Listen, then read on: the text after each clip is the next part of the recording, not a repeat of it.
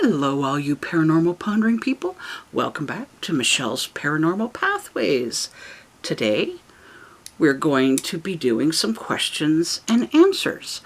I was inspired to do this video by someone named Jessica, who on one of the paranormal sites that I'm a member of, and I'm a member of several, had mentioned that she had had a vision, I'm assuming years ago, and never had any since, and was curious about what kind of steps she could take next to try and work on that.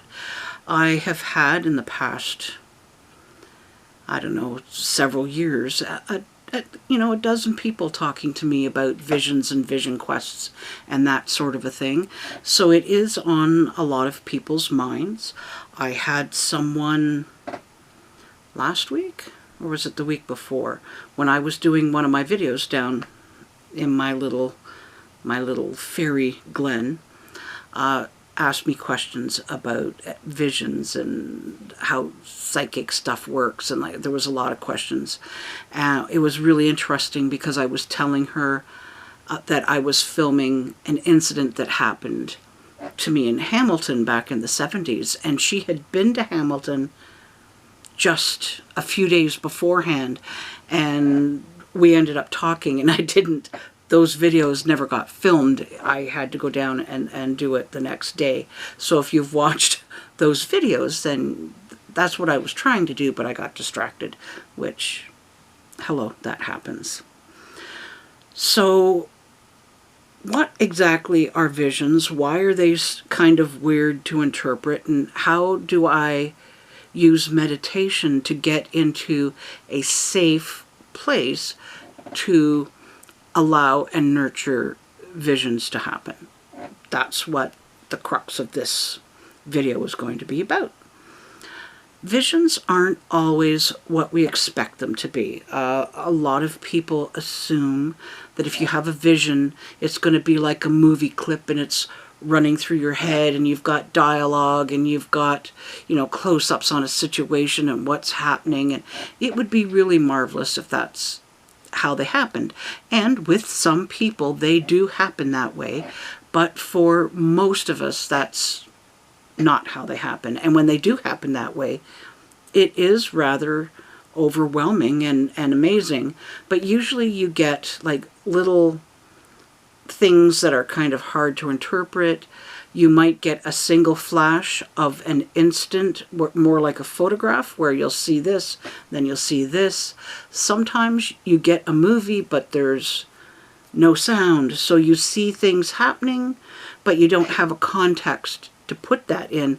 You don't know whether it's past, present, or future, or you might recognize something from the past.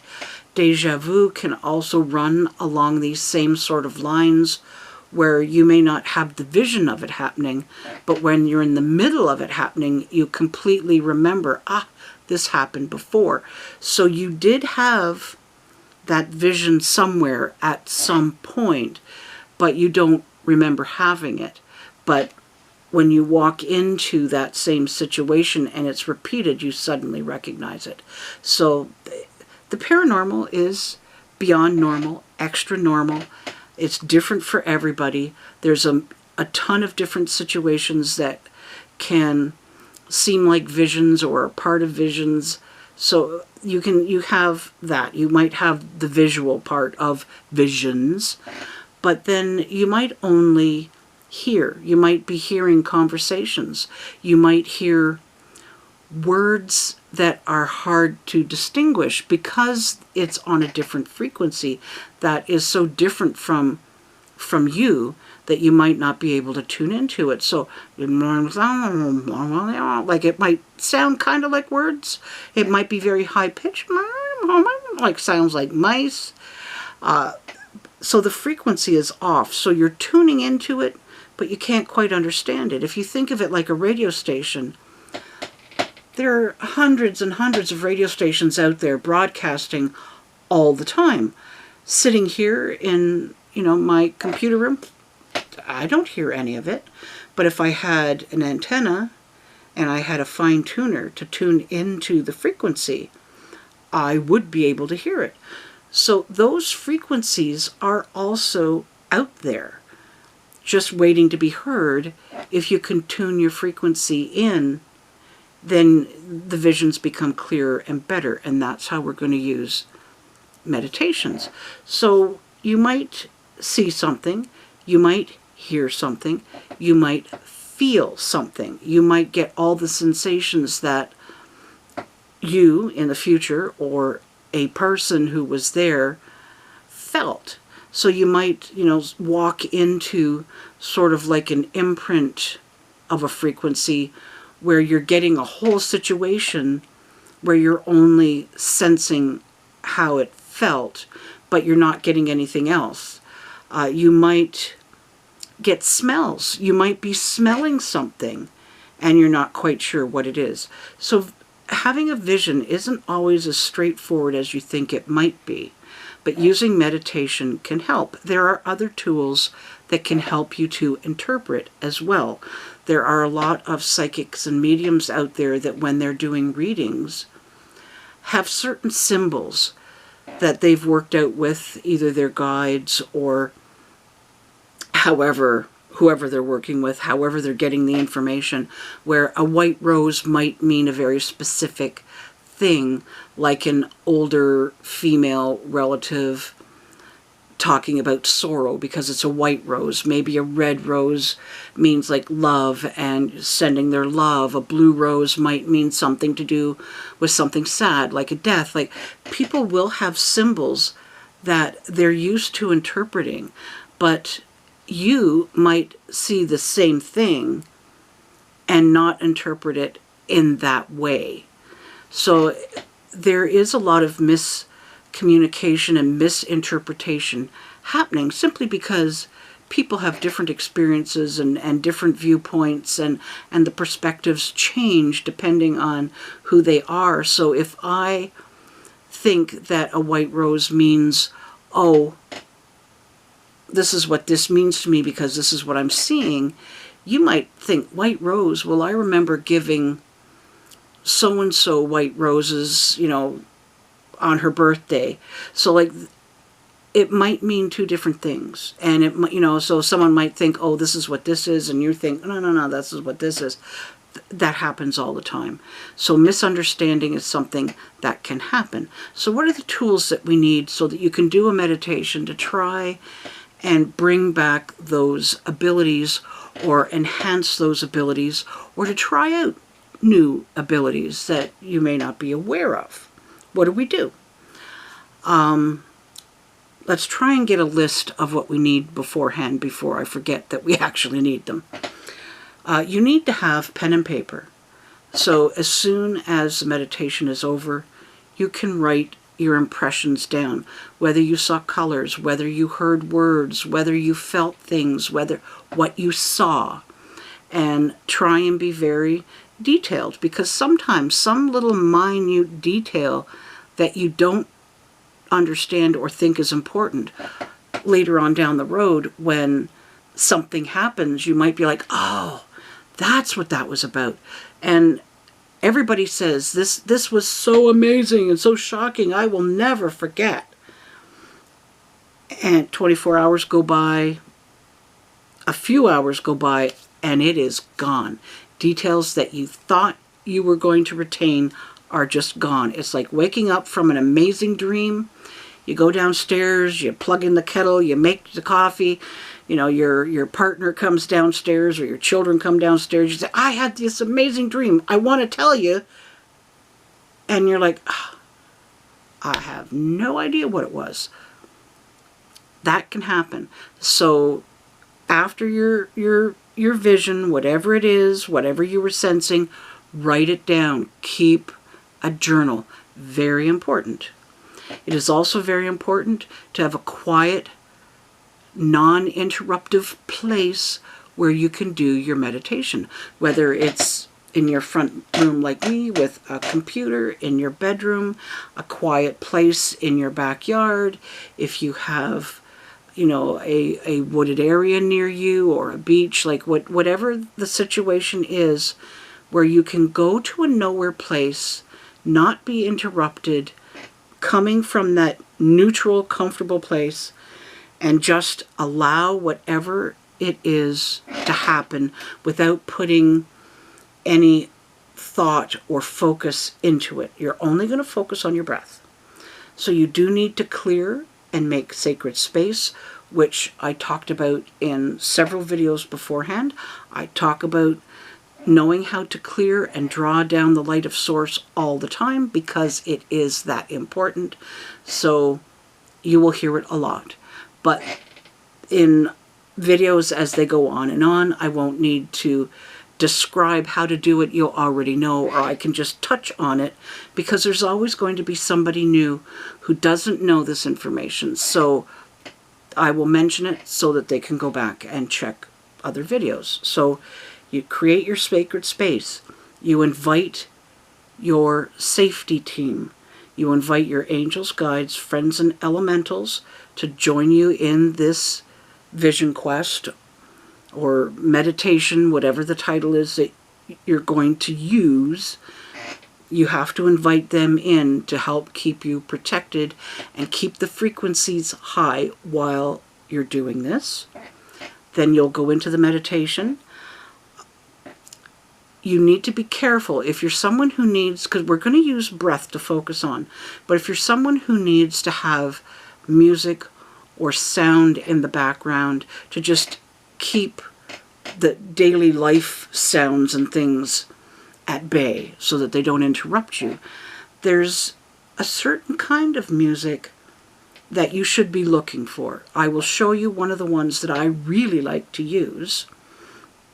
You can't have any words. You can't have songs that are singing and are upbeat and all woo-hoo-hoo-hoo. You sort of need that calm, neutral kind of music. One of the videos that I really, really, really like to use is the 528 hertz music. Oops, I almost dropped you. Oh no, my computer turned off and my video is gone. Let's just quickly find it again. Oh, come on, baby. Are you gone? There we go. Now, if you look under 528 hertz and you just spell it HZ, there's a whole list of videos that come up. The one that I really like has the two hands reaching across, which of course is now gone. Oh, where are you? It's the one that I like the most. Sometimes this music can become irritating, which, you know, certain people, they're not used to this kind of a tone. There we go. The two hands reaching out to each other. And they call it the love hertz. And it's just a little sample. It's very calm. And it's the high love frequency tone that is in the back of the music that is so important. There are dozens and dozens of, these videos out there that are at 528 hertz that you can find, that you can have playing in the background. You can get a single tone and it will do that toning throughout the whole thing. So that is something that I suggest if you have to have sound. One of the things that a lot of, like I've had people, well, I'm just trying to think what the heck I clicked down there. I didn't break anything. One of the things that I've had people tell me is that, oh, well, you know, I don't know about clearing, and it takes a long time to draw down the light and do all of that perfectly. I want to do something fast, fast, fast. I don't have time. You know, I drop the kids off at school. I only have a few minutes. So they don't want to do a proper drawing down of the light, which I suggest that you do, because it is the highest light of source, is the highest energy. It's God energy, creator energy. You can't get any better than that. But, and I don't recommend it, but if you have to be fast, okay, and I think it probably takes about the same time that you go through the drawing down the light, which I'll talk about in just a moment, you could conceivably use something that has a very high frequency, like a singing bowl, chimes, bells, dog whistles, tinctures. We talked about a lot of high frequencies, the 528 hertz, tuning fork. You do that. My husband's asleep directly above me, so I'm not going to be doing that very much. So you can do that, or you can bring this around the outside and you'll have a longer tone, and you can use that. So you've got that done, you've got your angels here, you're ready to go. You do your meditation from a neutral, non-place. You're not focusing on making anything happen, because the moment you do that, you're out of that safe frequency. You're trying to force something, and it won't happen, or you will open up portals to a different frequency than what you really want. And once those portals are opened, anything can come through. That's why we're raising the frequency. So if something is coming through, it's going to be a helpful, safe thing that comes through. It's just like when you're using a Ouija board or a spirit board, and you want to contact your grandma, and you just start using it, you're opening a doorway for communications. And if it's an open door, anybody can come through. That's why you need to take the precautions. So we've done that. We've got our music going. We're in a comfortable place. What happens next? You must have either a person on standby that you can tell them, please come and, ring the bells, or, hit a coffee mug with a spoon to bring me back out of the meditation. If you don't have a person who can do that, you ask Siri or Alexa, can you remind me in 20 minutes, like 20 minutes, 15, 20 minutes.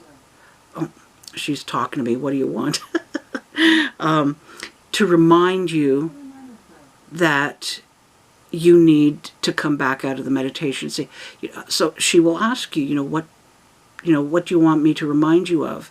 And you can say, it's time to come out of the meditation, or something simple like that. And she will repeat that a few times so that if you miss it, it will happen.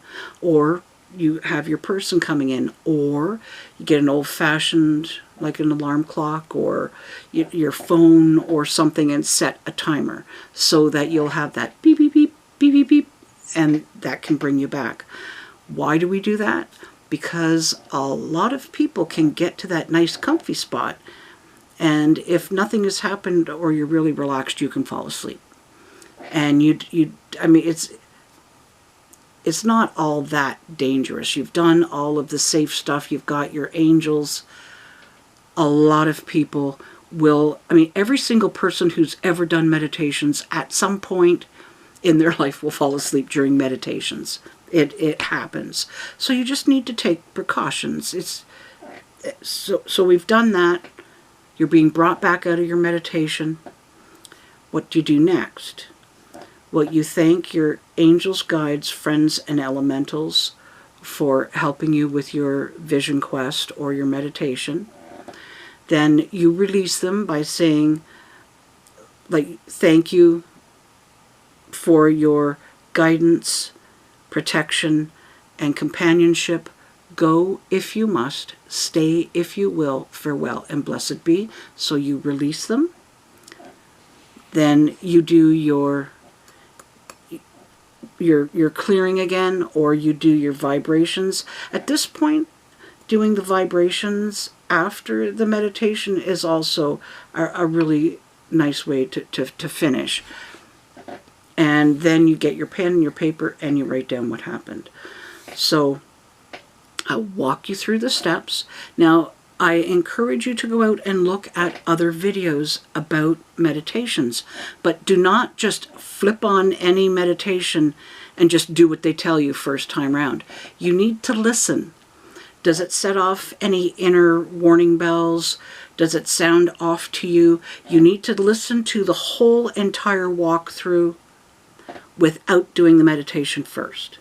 Just to keep yourself safe and knowing the steps that I'm walking you through. If something doesn't seem right or sound right, don't do it.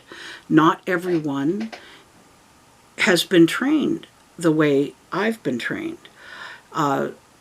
Some people are copying what they've seen other people doing, and they haven't actually been to any classes or had much experience other than they're copying someone else. So you sort of need to know that before you just dive in to a meditation. So that also keeps you safe. So lots of research, and little by little you will get better at it and learn more and share with friends and learn more, and it'll be great. So a quick little walkthrough. We've done our drawing down the light. We're going to connect to Source, which is in the center of the universe. We're going to use our breath to focus so we are not thinking. You bring that energy to heart.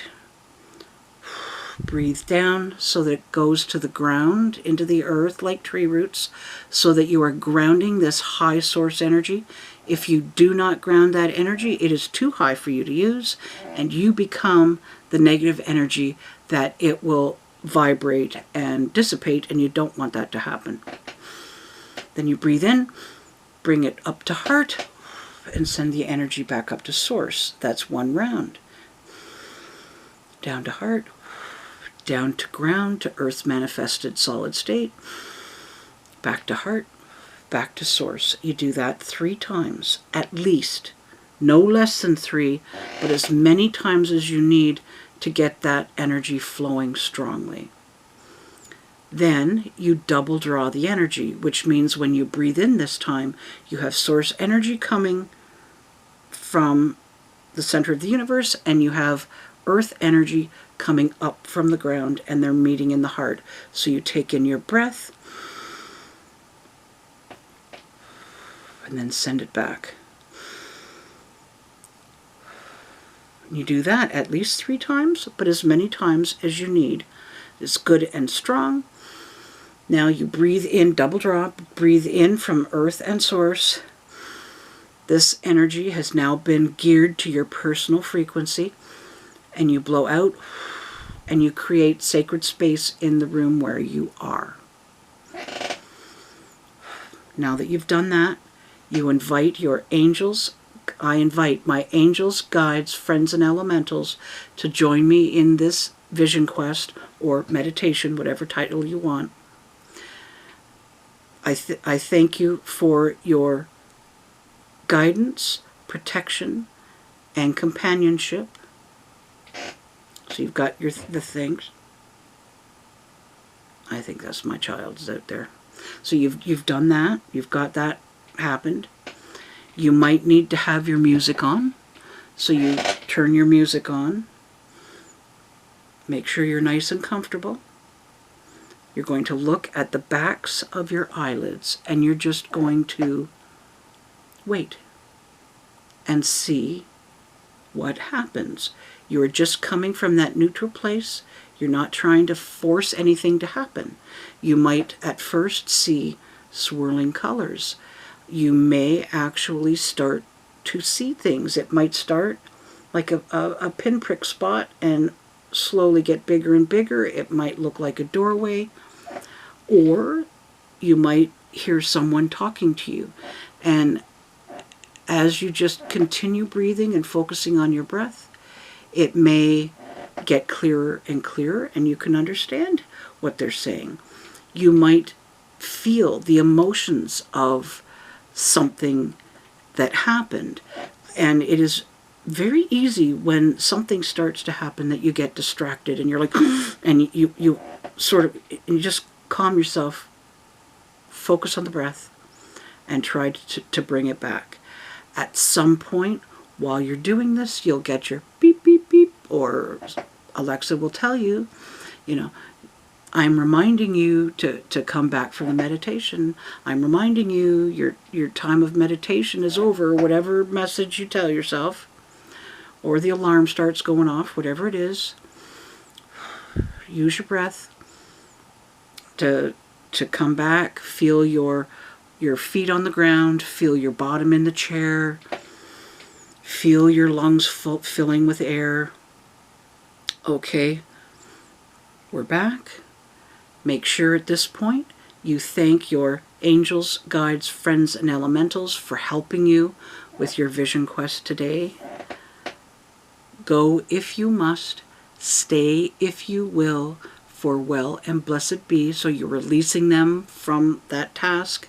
Make absolutely sure that you have your water with you. When you're doing energy work, you really, really, really need to rehydrate. You can get bad headaches. You can feel nauseous. Some people can actually get diarrhea and things like that because the vibration of the vibration of the frequency. So make sure you've got water and make sure you drink it. That it's an important thing to remember. Then you get your pen and paper and you make note of whatever it was that occurred. And if nothing occurred, try to remember, well, did I feel anything? Did I smell anything? Did I see colors? Whatever it is that might seem slight could be important later on. And the more times that you do it, the easier it becomes. And you will get visions. At some point, it will all start to get bigger and happen again. I'm trying to think, was there anything that I've actually left out? It can be very surprising when things start to happen. And you need to remember when that happens. Just focus on your breath and go back to your neutral place. I hope this is helpful. If you have any questions about meditations, or you did a meditation and something happened, like, please leave a comment down below. I don't have a Facebook page yet for Michelle's Paranormal Pathways. So that's something I've got to work on getting so I can put the videos in there as well. I'm going to be doing my next video on shadow beings, and my first it wasn't my first experience, but it's my first big experience with other people that were there. And it's the beginning of how my shadow being stories are different than others because of the experiences I've had that doesn't match a lot of the other stories that are out there about these bad, terrible shadow beings that are out to get you, and they're so terrifying. And yes, the experience can be terrifying, but it's the perspective behind what's happening. And it took me a long time, and I was in my 50s, when all of a sudden all this information that made no sense came together, and it was like, there's that one missing puzzle piece that made it all come together. So we'll start with that because I've had so many people ask me about shadow beings as well. And that happened in Hamilton, in those townhouses where my first big UFO story happened. So I'll start there. Within hopefully a few days or a week, I will have that story up. And of course it has many parts that expanded from there. So thanks for stopping by. I hope you find this interesting. Press that like button if you're finding this helpful. It will allow me to understand the stories that you would like to hear and which direction I should go. I hope tomorrow is another lovely day. I think spring is really here finally, which is amazing. Have a great day, and I can't wait until we get another time to chat. Thanks. Uh-oh.